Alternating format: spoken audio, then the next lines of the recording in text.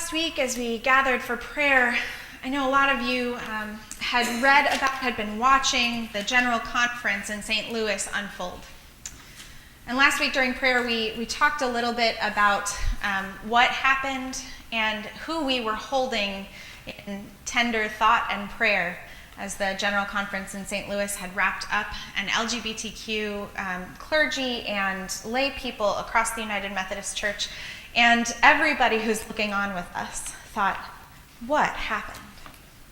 Today we're going to talk a little bit more closely about what happened at the General Conference, where the United Methodist Church is now, and I'm going to offer you the opportunity to ask some questions with the caveat that I'm not an expert yet, and in fact I think nobody is an expert yet because there's a lot that remains to be seen. Will you pray with me? Holy God, speak into the midst of our brokenness. Speak into the midst of division, and help us to break the chains that bind us. Help us to see your will and your way. Amen. So I want to back up from General Conference a little bit. From before I knew about the General Church and who was a part of it and what happened, it was my first year as a real practicing Christian. I felt like a Pinocchio. I was a real girl, right? That year, later on, I would be baptized, and as the spring was coming up, I dove headfirst into the traditions of the church. Advent was this glorious, beautiful, rich time. I love the color of Advent, and Lent is purple. It just feels like rich and full. And I was just, I couldn't get enough of the church. I told you 2 weeks ago in my call story that I stumbled upon choir as a handy excuse to go to church 3 times in a Sunday. I couldn't get enough of it. I just wanted to hear the sermon over and over again. And then suddenly we were talking about Lent. And then in addition to all of the Sunday services, our church was having a midweek prayer service, and we had Ash Wednesday and Maundy Thursday and Good Friday. And it just felt really exciting to go to church so much.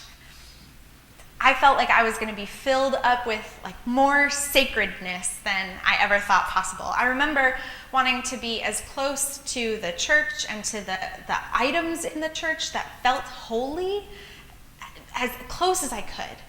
Our youth group would meet in the sanctuary, which was a really special thing. We had a whole, it's the South, so we had a whole youth wing because there were 50 kids who came to youth group every week. And so that's where we usually had youth group. And then in Lent, we moved up and had this worship service in the sanctuary, where our sanctuary was shaped sort of like this, but there was no communion rail. It was like a wooden platform, only maybe this high, or maybe this high. It had 2 or 3 stairs. And so we all came and gathered right around the front. There was space for us sort of up here in the chancel area, and we were gathered around, seated on the floor with each other, and it just felt holy. Church for me felt set apart, different from any other space I had ever been in before, and so special. And I kept feeling like if I'm close to the home of God, this place where God lives, this building where God lives, then I too could be holy and sacred and set apart. And so when our youth leaders and our pastors started talking to us and how Christians have historically practiced Lent as this time of fasting and prayer and penitence, I was like, yeah, sign me up. I want to be as Christian as it's possible to be. So what do I have to do? Do I have to fast? Do I have to take on extra prayer practice? Do I have to, oh, God forbid, come to church again? This was really exciting to me. And I wanted to be loud about my fasting and my prayer, especially because I was so excited about my newfound faith, and my parents were a little skeptical. They were still attending the Unitarian Universalist Church, which was a beautiful place for me to grow up, but here I was so excited about my new faith, and I wanted to show my parents how serious I was about it, right? So I decided I wanted to fast for Lent. Not give up chocolate, but fast for Lent. During the daytime, I decided that I was going to fast. I wasn't going to eat any food. I would drink only water, and then I would break my fast in the evening. And I was so showy about it. My parents would invite me to dinner, and I would sit there with an empty plate Or when I got really hungry in the middle of the day, I would put on a really sad face. I would make sure that everybody knew that I was hungry because I was fasting for Lent. And don't you want to ask me more now about my faith? This text in Isaiah draws a comparison between ritual fasting and relationship. A ritual is something that is done in a moment or over a confined period of time and is meant to symbolize for us the particular aspect of faith that God wants us to achieve, right? Relationship changes you forever. Relationship causes us to look at the world through a lens of love. So back to the United Methodist Church. Well before I was born, in 1972, at the General Conference, which only meets every 4 years and is the only body which has the authority to speak on behalf of the entire denomination, almost on a whim and unexpected to most of the delegates, someone raised a petition that we should add to the social principles a statement that says homosexuality is incompatible with Christian teaching. Well, the body didn't know what had happened. It was not something that the body was really prepared for. It was not legislation that had been written ahead of time and sent in, but just a petition lifted from the floor. And suddenly, before anybody knew it, it had been adopted into church law. That homosexuality is incompatible with Christian teaching. Well, at the time, we had only had female ministers for 22 years. And the progressive caucus of the church was not founded or unified by any stretch of the imagination. In fact, the merger of the Evangelical United Brethren Church and the Methodist Episcopal Church South had just the Methodist Episcopal Church had just happened in 1968, just 4 years before, just at the last General Conference. This whole life together as United Methodist thing had just begun. And suddenly we had added this piece to our book of discipline, our rule book, our guidelines for our social understanding that excluded an entire group of people based on their sexual orientation. For the next 47 years, there have been groups of people trying to reverse that language. And similarly, there have been groups of people trying to strengthen that language and to write into our codes and regulations, our polity, consequences for standing outside of that statement. And so finally, this comes to a head, right? We have a gradually polarizing United Methodist Church who are gradually getting farther and farther apart on their understandings of what should happen in the church. And it comes up every general conference. Every general conference, we have a conversation and an argument about what should happen with regards to LGBTQ people. Until finally, at General Conference 2016 in Portland, after 44 years of debate, General Conference asked the bishops to provide some new format, some container to hold this conversation that was not at our General Conference. We were spending maybe half of our time at general conferences in the later years talking about LGBTQ people, and I think that everybody across the square, there are better ways to be spending our time. And so the bishops were asked to take on this work of creating a new container for us to hold this conversation so that we don't have to come back every 4 years and argue with each other, fight with each other. And the bishops instituted this Way Forward committee. So folks were nominated and selected by the Council of Bishops to work for 2 to 4 years of studying and praying and listening. And if they believed that it was the right course forward, they had the authority to ask the Council of Bishops to set a special called session of the General Conference, a special session that dealt just with LGBTQ ministry, relationship, and how the global church would adapt to that. So their central question was this: given the global nature of the church, a changing culture, and the vast theological differences within our denomination, how shall we care for and be in ministry with LGBTQ persons while maintaining the unity of our church? So the Way Forward Committee was asked to find a center path, probably, between these two poles of opinion in the church. So after they met for 2 years, this group, this very diverse group of 32 people, folks who were LGBTQ and folks who were not, folks who were from the United States and folks who were not, folks who were progressive and folks who were conservative. The Commission on a Way Forward presented a plan.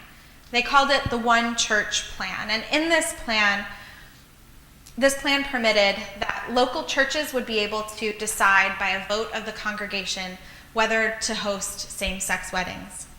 Local churches would be able to indicate to their cabinets, to their bishop, whether the congregation would be open to having an LGBTQ clergy person. Annual conferences and local churches and clergy would have been granted greater flexibility in making decisions that were specific to their social context. So if you lived in a place that was really conservative and your church was really conservative, you wouldn't be forced to adopt any new position or policy. You wouldn't be forced to host a same-sex wedding. But similarly, if you live in a place that's progressive and where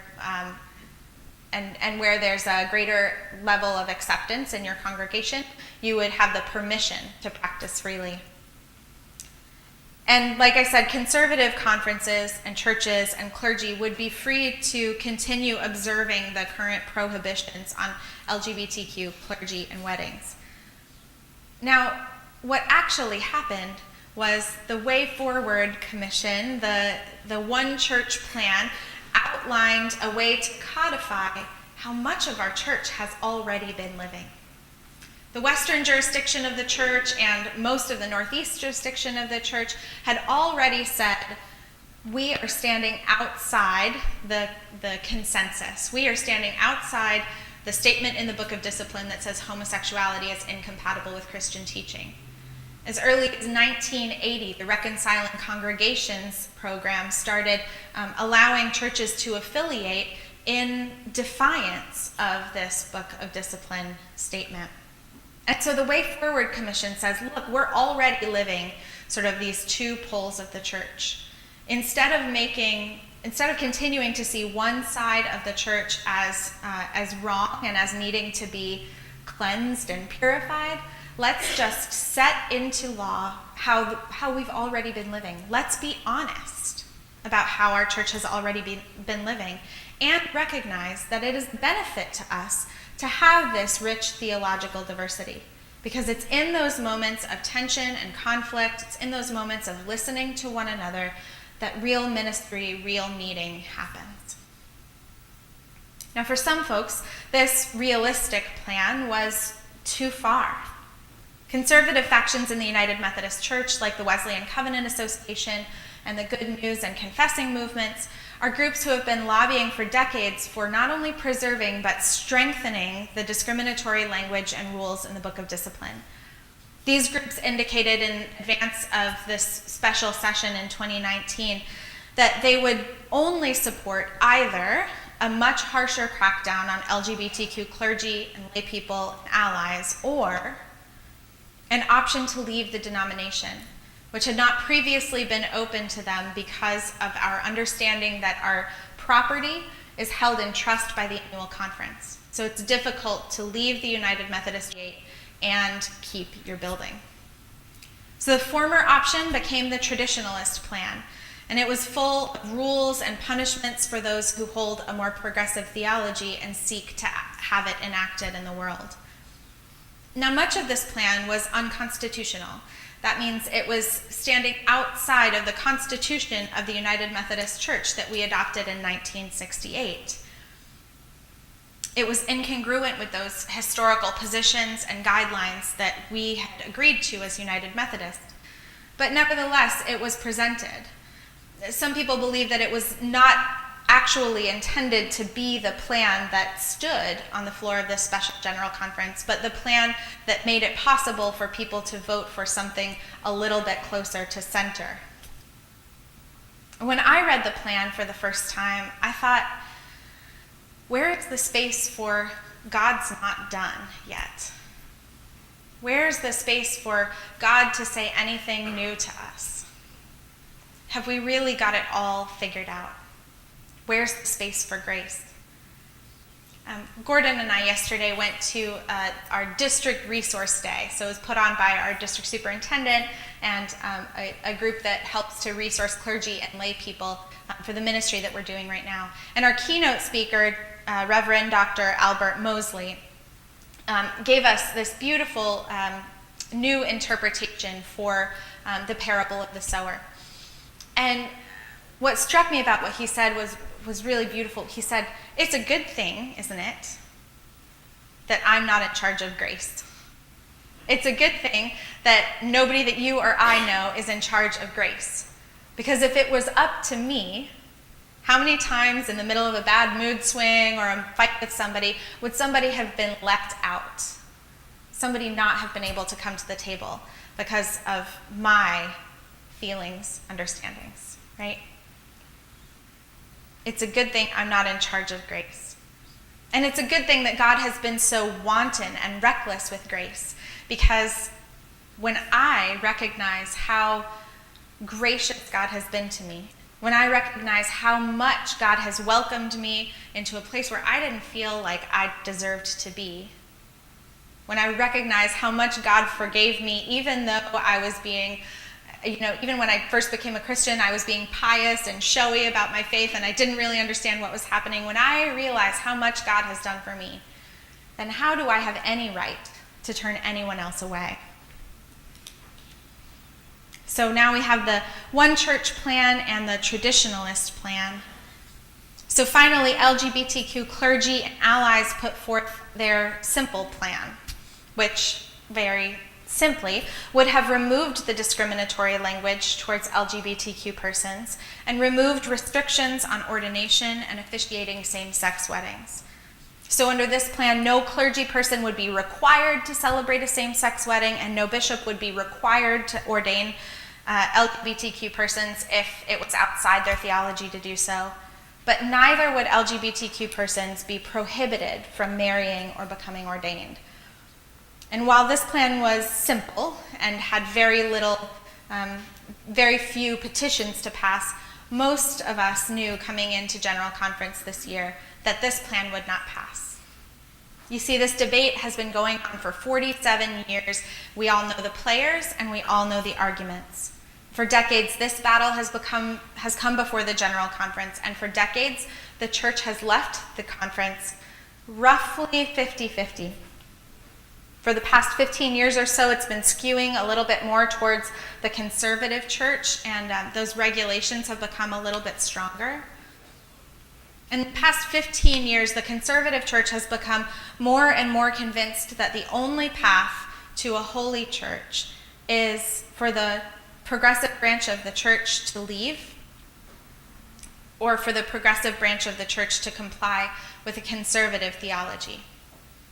And in those same 15 years, as the doors of marriage have been opened to all people, the progressive church has become more and more convinced that all people should have access to marriage and ordination, and that the church will die if we do not change.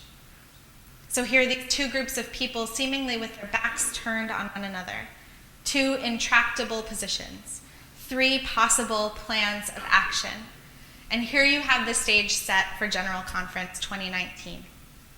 So 2 weeks ago in St. Louis, delegates from around the world came together to discuss these three plans.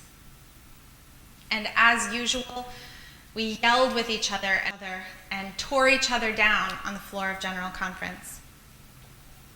And as most folks expected, the votes were split about 55-45, or sometimes 53-47, just this tiny, tiny little margin that represents the diversity in our denomination. The traditional plan passed, and LGBTQ people, clergy, lay people, and allies have been devastated. And the conservative church has said, we're not leaving. The denomination is becoming closer to the one that we want. But if you all are uncomfortable, you can go. I didn't have really high hopes for the General Conference, I'll admit. I've been to a couple of General Conferences. I've seen the way people throw arguments at each other, and it's just painful all around. I didn't expect that there was going to be tons for LGBTQ people to gain at General Conference. We knew the simple plan wasn't going to pass, and the One Church plan doesn't really do a ton for actually helping LGBTQ people. And so I didn't have a great expectation that we would do anything remarkably different. Nevertheless, when I watched and listened to what was happening in St. Louis, I found myself just heartbroken. I thought, where is God in all of this? I thought, we have been fighting for so long, and where is God? Has God not stepped into the middle of this intractable debate in the last 47 years? Where is God? And what do we do now? Do we stay? Do we leave? If our conference stays in the United Methodist Church, do we go with their conference? There were so many questions running through my head at the end of General Conference. And I stopped, and I prayed, and I stayed quiet and stayed off social media for a couple of days. I thought, we're about to enter the season of Lent. General Conference has been this big, showy gesture. Everybody knows where everybody stands now. It's all on the table. So what does God want us to take out of this ritual? Where is God speaking in our lives now? And the answer came to me as you all came to my office and sent me emails and called the office to talk about what happened at General Conference. And the pain in your voices and the desire to be a part of the continuing story of God and God's love for all people told me that God doesn't have to be in the middle of the General Conference. In fact, that's a really loud space for God to compete over all of our screaming voices. God is right here. God is not in showy rituals. God is in our relationships with people. I thought about, during our reconciling process, how many of you told me that your own hearts had been changed by your knowledge and relationship with LGBTQ people. I thought, that's where God is speaking. When we listen to the text of Isaiah 58, God says, I'm tired of your fasts. I'm tired of your rituals. I'm tired of your showy gestures. Do you really want to have a fast that's consecrated to me? Do you really want to do the thing that's pleasing to me? I'll tell you what you should do. Break the chains of oppression. Teach and preach and live freedom that I have given you. Don't just show your faith in a moment, but live your faith across a lifetime. See all people through the lens of love. See all people through the lens of love. And so regardless of what happens next, this local congregation will continue to do the work that I have seen you do over the last 3 years, in fact, over the last decades. You continue to see all people through the lens of love. I want to offer you an opportunity to ask a couple of questions if you have them. Is there anybody who has a question?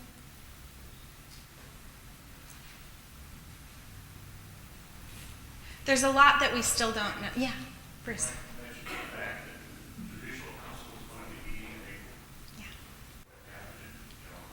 Yeah.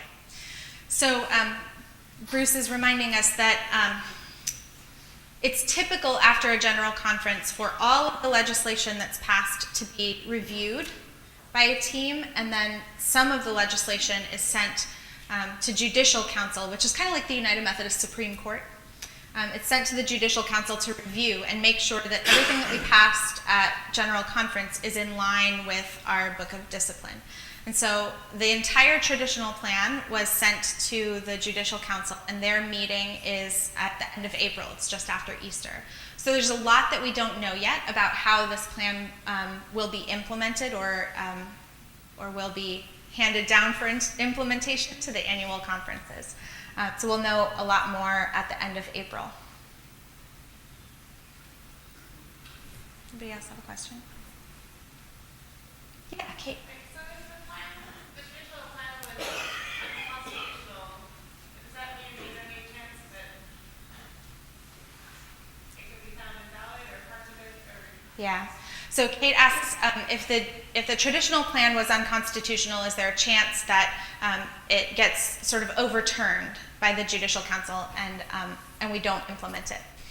Yeah. So one of the, if you're a polity nerd like me, one of the interesting conversations was, so the traditional plan is made up of all of these petitions, like 4 petitions, to change the Book of Discipline in each specific place. So one of the questions was, does it have to be taken as a whole, or can it be broken up into parts and we only adopt parts of it? So that's the question that's one question that the Judicial Council will take up. Do we have to look at the traditional plan as a whole, or can we adopt just the small parts of it?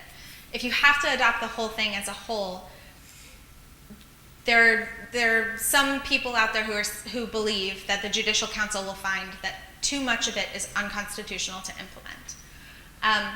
There are pieces of it that are constitutional, including the piece that expands the definition of self-avowed and practicing homosexual, which is the terminology that's used to keep LGBTQ people from becoming ordained. So that piece is constitutional. So if it gets accepted piecemeal, that's one of the major changes that will move forward. So whether or not it's considered legal in the United Methodist Church has a varying impact on whether people will follow it, right? So on the floor of General Conference, representatives from the Western jurisdiction, that's all the conferences that are like basically from Colorado west, right? The Western jurisdiction stood on the floor and said, basically, thank you, General Conference, but we're going to continue to practice how we have been practicing for the last 20 years. We're still going to ordain LGBTQ people. We're still going to allow our pastors and our churches to celebrate same-sex unions. So come join us if you want. It was a call to sort of all the progressive churches to come look at the Western jurisdiction and to sign on to what they're doing and be a part of the conversation there. And recently, our own New England Annual Conference has released a statement saying, we're going to continue in our practices. LGBTQ people are still welcome in our church. Yeah. What are some of the important parts that would probably be unconstitutional? Yeah, so the parts that would be unconstitutional are likely have to do with punishments for the particular infractions from the Book of Discipline. So the traditional plan sought to implement stricter punishments and a more tight control on what's called the complaint process. So if you raise a complaint about a clergy person or a lay person to the bishop, there were stricter processes about how that happened. Also, some rules about who's allowed to sit on the Board of Ordained Ministry. So they asked for sort of a litmus test to be placed on the Board of Ordained Ministry, which is the group that decides who gets to be ordained, right? Yeah, so those are some things that we're thinking might be unconstitutional, might not be implemented. Any other questions? Yeah, Paula. So assuming this did go through and pass this test in terms of legality, Right. what does that mean to churches like us that become reconciling churches? Yeah. So that's the question right now, Paula. So and to reiterate, Paula says, so if this is constitutional and if it is implemented, what does it mean for congregations like ours who have voted to be reconciling? So the short answer is we don't know yet. The longer answer is We'll see more at annual conversations that are happening right now among leaders of reconciling congregations and sort of leaders of the broader social justice movement within the church, who are thinking about what's the best course of action. A lot of us had sort of expected that the conservative church had put forward these sort of off-ramps, these exit ramps to the church, that we expected that the Wesleyan Covenant Association was going to say, okay, well, the United Methodist Church is not going in the direction that we wanted it to, and so we're going to take this off-ramp now. We're going to leave the denomination. After St. Louis, the Wesleyan Covenant Association said, nope, that worked out really well for us. We're building the church that we want to see, and we're not going to leave. But progressive churches, you can leave if you want. And so the conversation now is sort of, do progressive churches and progressive leaders stay as a part of the United Methodist Church to continue to fight that battle, to fight that system, or to continue to try to find common ground? Or is it time for these churches to go their separate ways, right? And there are a variety of I think, proposals that people are sort of considering now, and that legislation or that those ideas haven't been perfected and brought to us. So the church is at a crossroads. This is a really exciting, difficult, and time in the United Methodist Church, but it's a time full of possibility. It's also a time when churches like ours, it's really good that we're grounded in the place that we are. It's really good that we had this discussion a year ago, right? So that we know who we are and where we're going. And our annual conference will help us to discern that. Yeah, Mickey. So I'm always struggling to understand the like, for Wesleyan conference, like what their rationale. Like, I just want to understand the opposite opinion as much as I can. Yeah. And so, are they basing it more on biblical references, or are there like internal documents to the Methodist Church, documents written by Wesley or others later that they're saying that LGBTQ is incompatible? Is that all coming from the Old Testament and St. Paul, or is it coming from internal church stuff? That's a really good question. So I don't want to mischaracterize anybody. I believe that there are faithful leaders in the United Methodist Church who believe differently than, say, I do, right? There tends to be a strain of biblical literalism that goes along with the Wesleyan Covenant Association, right? They also tend to believe that the covenant that we have made as clergy people and as lay people with one another is based on the Book of Discipline as we have adopted it right now. And so it's frustrating to them that churches would stand outside of that, would practice same-sex weddings in their space, or their pastors would officiate that, or that LGBTQ people would come for ordination, because we have rules against that, and we have made a covenant with each other with those restrictions, right? And so it's difficult for them that people are breaking relationship. That, in conjunction with this sort of tendency towards biblical literalism, are sort of two of the pillars that are upholding that thought. The Book of Discipline is the really key one. It's hard to explain. It's a little nuanced, but I think these are at least the arguments that I hear on the floor of General Conference, right? Are that we have to be true to what God has said in God's Word, and we have to be true to our covenant that we have with each other in the Book of Discipline. Okay. So thanks for entering into that conversation and for learning a little bit more about where we are. Our conference is going to have a courageous conversation later this month, and you'll get an announcement in your update that will talk about the time and date of that. So if you want to enter into further conversation, our conference leaders will be leading that conversation in Marlborough later this month, and I encourage you to attend. And we'll continue to keep you informed, of course, of what happens at the annual conference level and what that means for us. But regardless, none of this, I should have said this earlier, none of this will even possibly go into effect until January 1st, 2020. So that's what was adopted at the General Conference.